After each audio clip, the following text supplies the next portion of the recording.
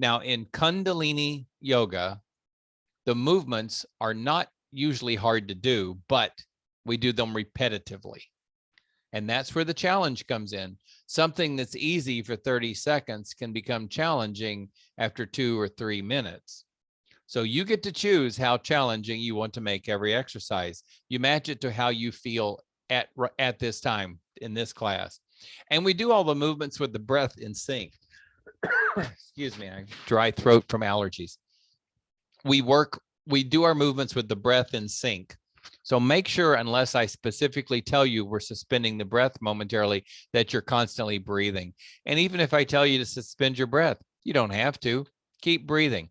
If you have any blood pressure issues, don't suspend your breath when I say it. This is suitable for people of all ages. That's one thing I just love about Kundalini Yoga. You can do it if you're 10 years old, and you can do it if you're 110 years old. You can do it if you're able-bodied. You can do it if you've got limitations. I have limitations, and I have no trouble doing my Kundalini Yoga practice. The modifications are always less time. Just do it. Don't do it as long as we're doing it, or fewer repetitions.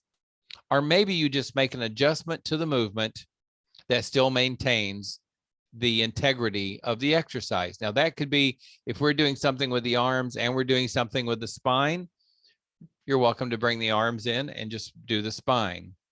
Or maybe you're having backaches or something and your doctor's told you to take it easy on your back. Maybe you just do the arm portion. You can adjust to whatever you need. Modifications are totally honored in this class.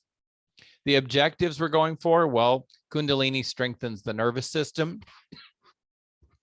It massages the organs and glands, something we don't often think about, but our organs in our body, and especially the glands, don't always work optimally unless they have been moved around.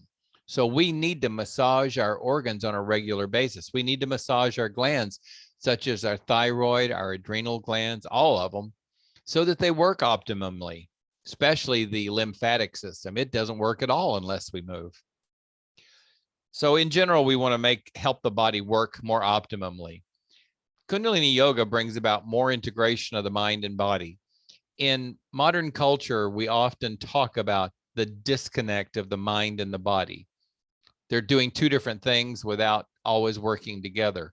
And the prime example I love to use is when you walk into the kitchen and you find the milk sitting in your cabinet, or you find the cereal box sitting in the refrigerator.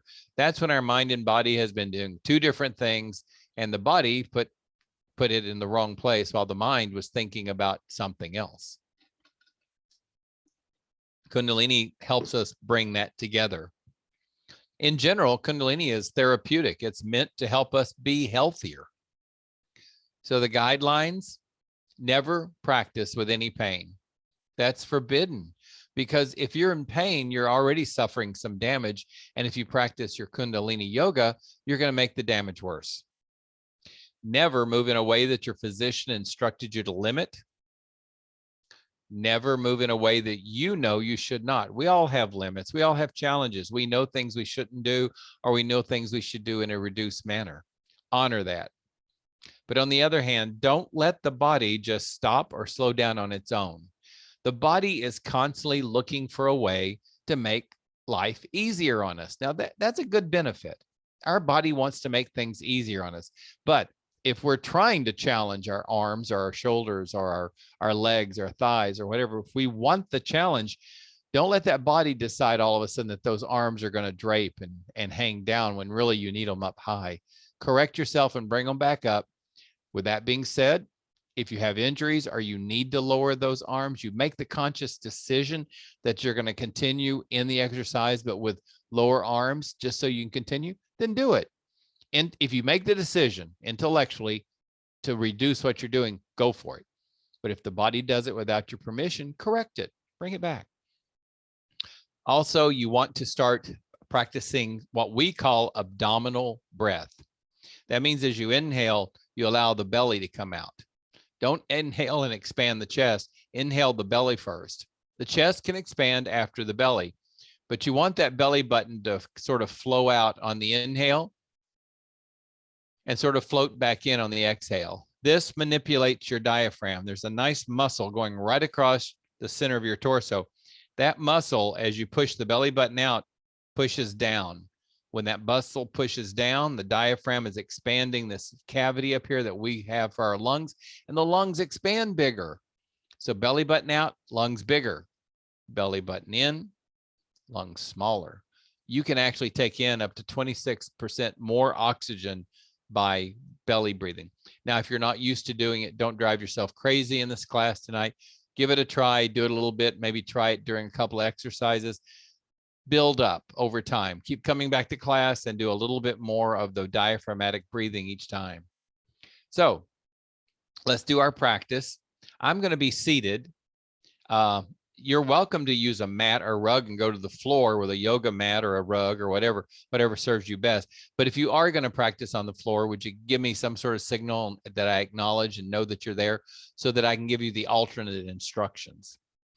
Loose fitting, comfortable clothes, barefoot or soft shoes, water available. I've got my water. Hopefully you've got yours.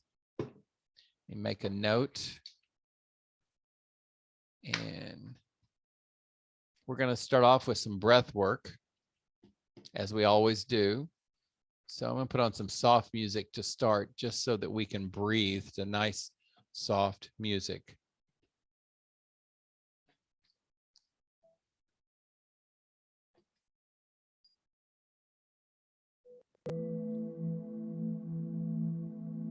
We always start with our seated easy pose.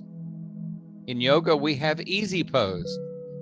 In chair yoga, we have seated easy pose. Oops, I need to make some changes here. So bring your tush forward in the chair to give you some space behind you.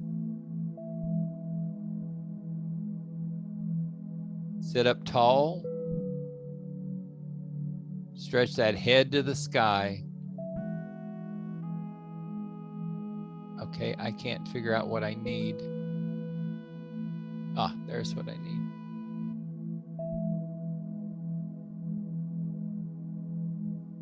Maybe I'm already spotlighted. I was trying to spotlight myself, but maybe I'm already spotlighted. Okay. I've got about 7 inches behind me.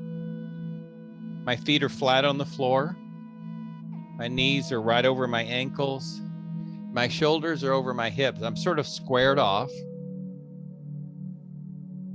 Hey, Ty, we can't see your feet tonight. I didn't get to the other camera. Thank you for that update.